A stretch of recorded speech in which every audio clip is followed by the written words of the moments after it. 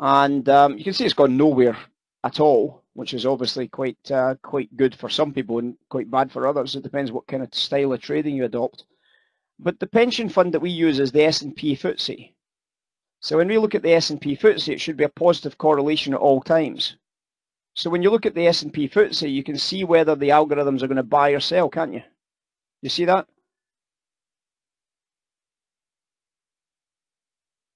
You see that, David? So this is the S&P against the FTSE. So if the S&P against the FTSE is ramping up, the algorithms will start buying not higher prices, they'll buy lower prices to hedge out that exposure.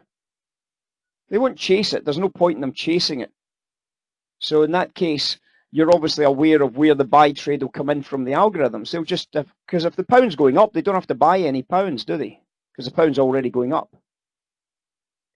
So the idea is that if the pound goes down in this environment, we would expect to see the algorithms buying the lower pound to hedge their exposure as the pension fund line goes up. So when the S&P rises, they're going to start selling dollars. Why would they sell dollars if the S&P rises?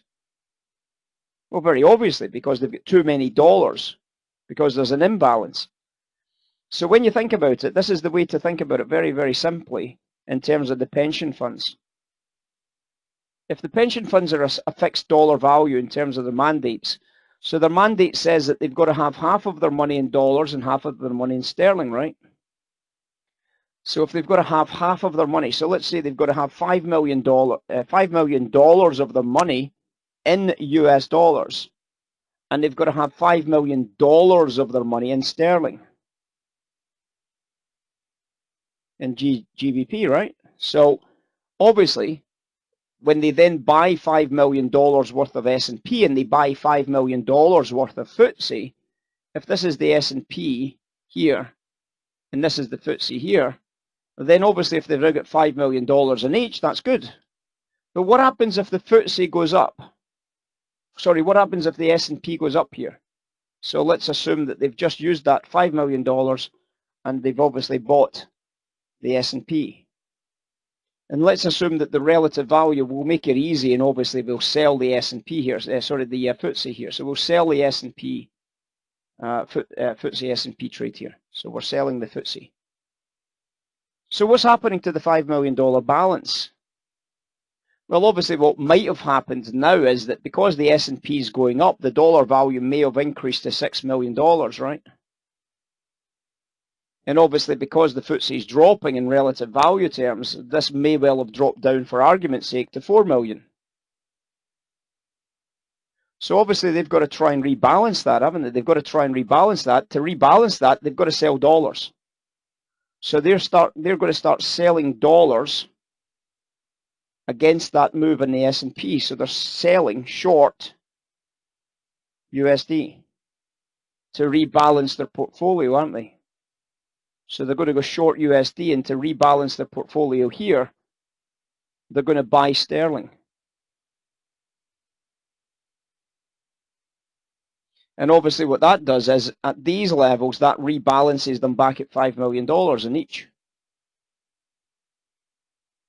So when we understand that, we can obviously understand that if this is what happens, if the S&P FTSE rises, then obviously what's going to happen is they're going to start buying pounds at lower prices. They're going to start looking to try and buy sterling at lower edges, because that's obviously needing to rebalance. So when the sterling price, when this goes up, that's the S&P going up against the FTSE. The dollar balance on your portfolio is rising, so you've got to sell dollars and buy pounds against that, haven't you? So you've got to sell dollars and buy pounds at lower levels. So you start buying the pound at lower levels against the pension funds. And we get this very, very good pop to the upside, obviously, to rebalance that whole scenario. We get a very, very nice buy side reversal, and we get a big pop to the upside. As this starts to drop off the top edges, obviously what's happening is that they're losing dollar value against the pound now, aren't they? They're losing dollar value against the pound. So they're going to start selling pounds at higher prices. They're going to start looking at the pound as a possible sell at higher prices just to rebalance their portfolio by buying some US dollars. And obviously when this balance area balances out here and we start watching these lower lows, we're looking for value again for the pension funds to rebalance. And obviously they're going to start buying into maybe those lower lows to rebalance the fund. And obviously the rebalance was brilliant back into the highs. You can see the rebalance again at the top edge. You can see the rebalance at the top edge up here, back into the lows. You can see the rebalance into the lows, and then you can see a very, very big requirement to rebalance into the lows here. And another very big requirement to rebalance into the lows here. And sure enough, sterling went straight north and it made a big extension. Another opportunity to rebalance again when we come back into this bracket low here. So you can see there's no selling requirements to rebalance because the pound's going up against the dollar at the same time as the S&P is going up against the FTSE. So there's another opportunity to rebalance sterling in those locations, and you can see sterling's gone up. Now what's happening just now? We can see what's happening. There's no requirement for them to hold on to those long positions. So what's going to happen is they're going to start reselling back down into that. They're going to sell some top edges up here on sterling to rebalance their portfolio, aren't they? So that's what we're seeing right now on the right-hand edge. Does that answer your question?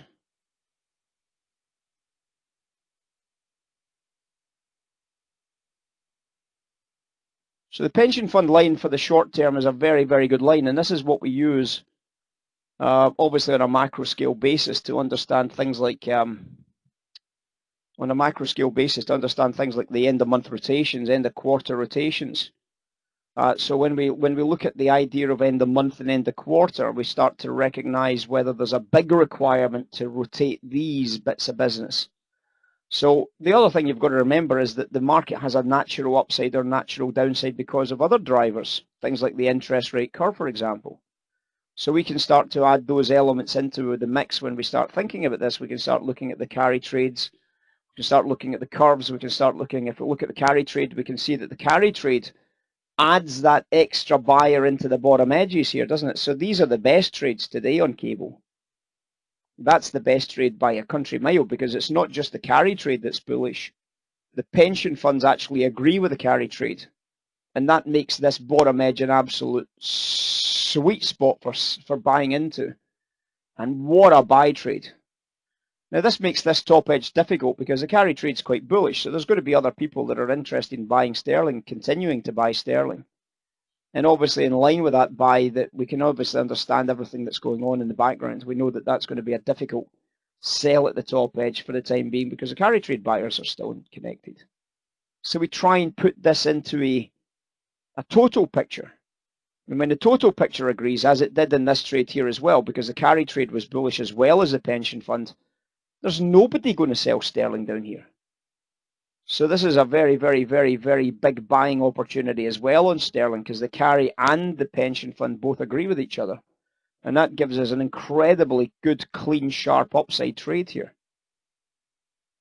So again, David, it's about putting, people might say, but why does the carry trade not work?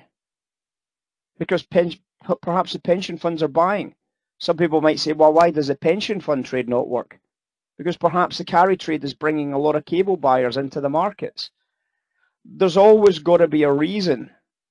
Our job is to make sure that we know that it's never going to be just about one single line when a trade starts setting up. You know what I mean? So when we start looking at the big picture on the carry, for example, we can see that the big picture has some variables. We can see that sterling at the top edge here was fantastic. We can see that when sterling started to rise here, the pension fund trade managed to rise as well with it. So when you see that trade setting up on a micro scale basis, you can see it's a very, very good trade. But remember, the other thing about this, David, is that the pension funds don't just buy and sell cable against, sterling against the dollar. They might actually buy and sell their actual underlying fund. They don't have to do it as a forex trader. You know what I mean? So if there was a reason why people were buying sterling here, when that pension fund line drops down like this, there might be a lot of people that will say, you know what, I think we should buy some S&P and sell some FTSE to rebalance our portfolio, because that's the same rebalance, isn't it? I've got a lightness of US dollars in here when that drops down there, because I would be selling sterling to get more dollars. But I could simply sell FTSE instead, and then use that money to buy the S&P. So it's not always about the pension funds driving cable. It's about cable driving the pension funds sometimes. It's a two-way trade, and therefore it has hedgeable qualities. And a lot of people go, wow, hedgeable qualities. Yep, hedgeable qualities. And this is what develops into what we call index arbitrage. Because index arbitrage, a lot of people think that cross-market index arbitrage, FTSE against the S&P, is buying the FTSE and selling the S&P. It's not. It's buying the FTSE and selling the S&P and doing an offset against the pound dollar. Or buying the DAX against the FTSE. It's not. It's buying the DAX against the FTSE and having an offset on the euro pound. Or buying the DAX against the S&P. But we've got to have a euro dollar offset to make that an index arbitrage trade. So we can leg into those trades on a regular basis. If I want to buy the red line, if I want to buy the pink line and sell it against, so for example, in this area here, look at that hedge potential index arbitrage trade there. See it? I could have sold lots of top edge pounds, and I could have bought lots of bottom edge pink line, right? So I would be buying the S&P and selling the FTSE at the same time as selling lots of pound dollars on the forex markets. So I'd be buying that rotation. I'd be long the S&P, short the FTSE here, and I would be short the pound and long the dollar here. And I'm basically just waiting for the pension funds to balance those two out. And when they do balance out, you can see the pound drops and the pension fund line goes up. So when the pound starts going up like this, I'm looking at this pension fund here and saying, either I've got to sell the pound or I've got to buy the pink line, right? Or I've got to do both. But that's why the carry trade's useful. That's why the curve's useful, because I can see why people are buying pounds. So when I look at that trade there and I ask the question of the carry trade, should I sell the carry trade? Should I sell the pound when the carry trade's this high? Of course I shouldn't. So if I'm not going to sell the pound, instead what I'm actually going to be doing is buying the pound, that's not where the best trade is for me as an institutional investor, right? The best trade for me is to buy this pension fund line down here. The best trade for me is to buy loads and loads and loads and loads of S&P at the bottom edges and sell tons of FTSE stock against my long S&P trade, so it becomes a pairs trade. But it's an outright. It's basically the pink line outright. So as an institutional trade, I take all of those elements into consideration before I make a trade decision on that particular bit of business right there. So when you see this one setting up down here, it's a pink line trade again, isn't it? It's that pink line buy again in there. Once the pound had started to go up, you'd have been looking at that saying, wow, okay, that's a huge discount. I think I should be able to make a fortune buying into that discount phase in here. And obviously that's going to be an S&P long trade predominantly. So if I'm buying the pink line, I'm nearly always simply buying the S&P potentially as an outright trade. And obviously the S&P would have went straight up. So if I bought the S&P on its own here, and if I bought the S&P on its own here, that's going to be an outright. I don't have to sell the FTSE. I don't have to do anything fancy, but I could simply buy the S&P there. And if I needed to hedge it, I could sell it again. I could hedge it against a short pound dollar position. But most of the time I don't need to hedge those. I just simply go into the S&P and buy it. And I'm almost guaranteed to make money because it's all index arbitrage buyers that are going to push that price out.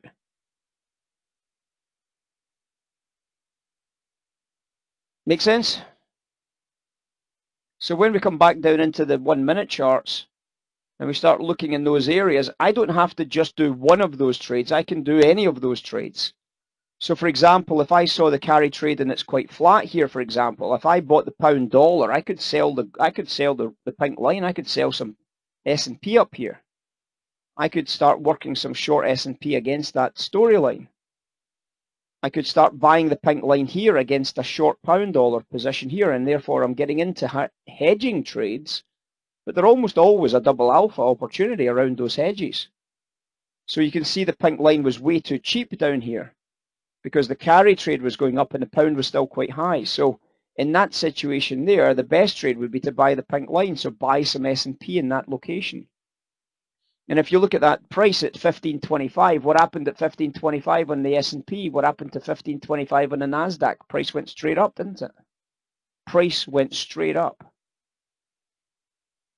So I can see index trades, I can see Forex trades on this one chart. I can choose which one to get involved in. I've got a choice. I've got a world of opportunity on this one chart to trade Forex or indexes. Potentially, I could also trade the carry, by the way. You know, if I wanted to trade the carry trade, a lot of people really don't understand this a lot of the times, but if I wanted to trade the carry, what is the carry? Well, the carry trade is obviously yields. So how does the carry trade behave on a big picture? Well, if this is obviously yields, and I look at, for example, the US 10-year yield, the US 10-year yield in isolation, one of the things that you start to recognize is that you can start to see other things happening. You can see it against bonds, for example. If you look at it against US yields, or you can look at it against the ZB contract. I don't know if I've got the ZB contract in here, but you can start to see that the carry trade starts to stack up as a possible trade narrative as well. So this is against the ZN contract, right? This is just the ZN. So you can see the carry trade sometimes is a positive correlation and sometimes a negative correlation. Why? Because the gilt market's closed. So when the gilt market opens, it becomes a positive. It becomes a positive correlation. When the gilt market's closed, it's obviously going to be a negative correlation because of the way the carry trade's constructed, minus 10-year yields. So when we think about this as a story, it all makes sense. I know exactly what I can do if I want to buy or sell the carry trade as an outright. As an outright, I can obviously get into that trade as an outright, no problem. But I don't know if that answers your question. But it's a great market to play in those cases.